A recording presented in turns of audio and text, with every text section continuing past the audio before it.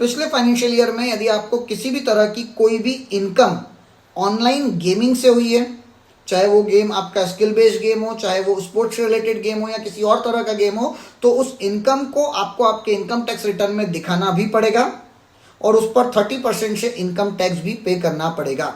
देखिए, यदि ये इनकम आपकी 10,000 रुपये या 10,000 रुपये से ज़्यादा है तो उस केस में तो वो पर्सन जो आपको इनकम प्रोवाइड कर रहा है वो 30% से इनकम टैक्स डिडक्ट करने के बाद ही आपको इनकम देगा। लेकिन यदि ये इनकम 10,000 से कम भी है तो ये आपकी रिस्पॉन्सिबिलिटी है कि आपको आपका इनकम टैक्स रिटर्न फाइल करते वक्त उस इनकम को आपके इनकम टैक्स रिटर्न में डिस्क्लोज करना है।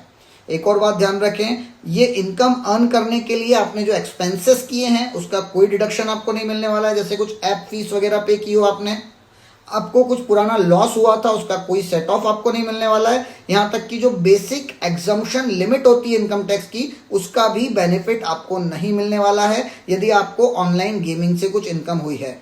मतलब यदि किसी पर्सन की केवल एक ही सोर्स ऑफ इनकम है, ऑनलाइन गेम से उसने 50,000 रुपये की इनकम अर्न की है, तो उसे यहाँ पर 30% से इनकम टैक्स पे करना पड़ेगा। वो ये नहीं कह सकता है कि बेसिक एग्जम्पशन लिमिट ही मेरी तो 3 लाख है, 3 लाख तक तो टैक्स नहीं लगना चाहिए। बेसिक एग्जम्पशन लिमिट का यहाँ पर कोई यूज नहीं है। यदि आपको ऑनलाइन गेमिंग से इनकम हुई है, चाहे वो 1 रुपये की भी इनकम क्यों ना हो, आपको आपके इनकम टैक्स रिटर्न में डिस्क्लोज भी करना है और उस पर आपको 30% से इनकम टैक्स भी पे करना है।